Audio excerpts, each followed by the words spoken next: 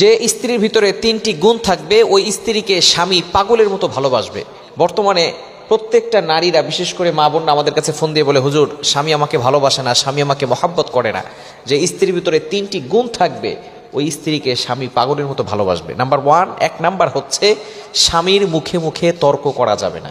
ভালো স্ত্রী হতে হলে, আদর্শ স্ত্রী হতে হলে নাম্বার ওয়ান, এক নাম্বার গুণ অর্জন করতে হবে, সেটা হচ্ছে স্বামীর মুখে মুখে তর্ক করা যাবে না। একজন স্বামী, সে তার সংসারের জন্য অনেকটা পরিশ্রম করে। সে যখন বাহিরে যায় সবসময় তার চিন্তা থাকে কিভাবে তার স্ত্রীর খরচ চালাবে, কিভাবে তার সন্তানদের খরচ চালাবে, কিভাবে বাসা ভাড়া দিবে, কিভাবে গ্যাস বিল দিবে, কিভাবে কারেন্ট বিল দিবে। এই ধরনের চিন্তা স্বামীর ভিতরে আসে না নাই?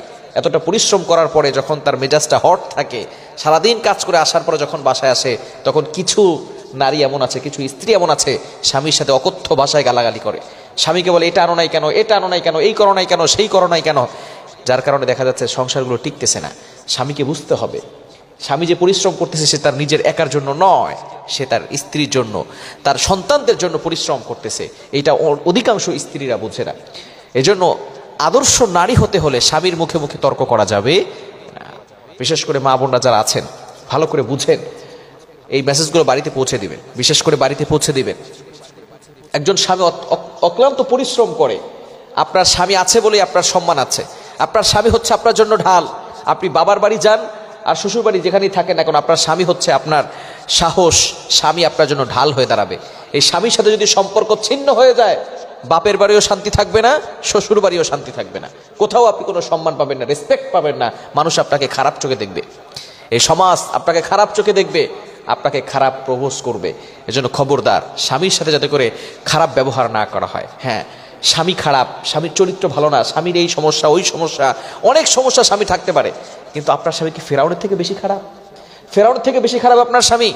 ফেরাউন তো সবচেয়ে জঘন্য ব্যক্তি ছিল। সে বলেছিল আনা রব্বুকুমুল আলা, I am the great Lord, আমি সবচেয়ে বড় খোদা।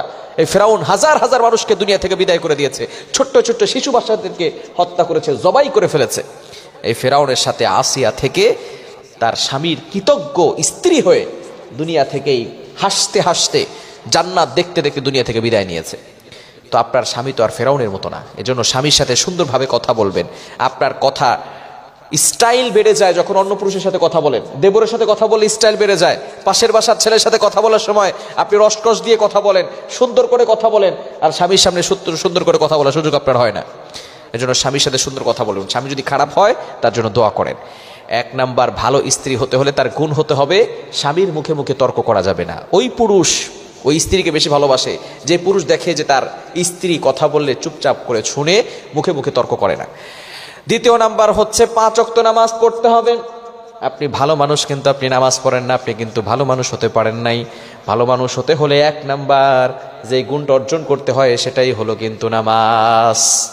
আপনার ঘরের ভিতরে শান্তি আসবে, সুখ আসবে কখন? যখন আপনার ঘরের ভিতরে সবাই নামাজ পড়বে। সংসার সুখী হয় রমণের গুণে, একটা কথা আছে না?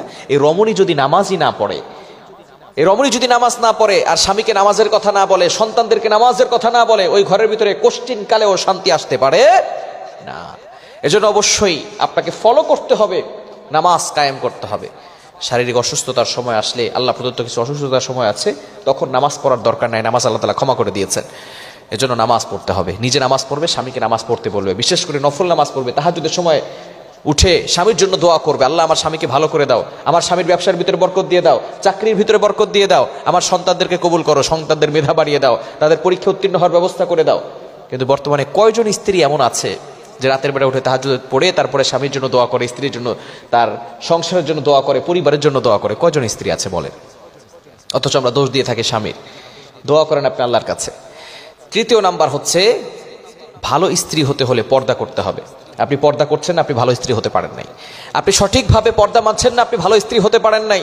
আপনাকে ভালো স্ত্রী হতে হলে অবশ্যই সঠিকভাবে, সুন্দরভাবে পর্দাকে মানতে হবে। 22 নম্বর পারার 1 নম্বর পৃষ্ঠার 5 নম্বর লাইন সূরাতুল আহজাবের 33 নম্বর আয়াতে আল্লাহ বলে দিয়েছেন, ওয়াকারনা ফি বুয়ুতিকুন্না ওয়ালা তাবাররাজনা তাবাররুজাল জাহিলিয়াতিল উলা। ইউ স্টে এট হোম, তোমরা ঘরে অবস্থান করো। জাহিলি যুগের নারীদের মতো বেহায়া ভাবে, নির্লজ্জ হয়ে ঘর থেকে বের হওয়া যাবে না। এই তিনটি কাজ যদি কোনো স্ত্রীর ভিতরে থাকে, ওই স্ত্রীকে স্বামী কিন্তু প্রচন্ড ভালোবাসবে। আল্লাহ তাআলা আমাদের সকলকে বিষয়গুলো বোঝার তৌফিক দান করেন।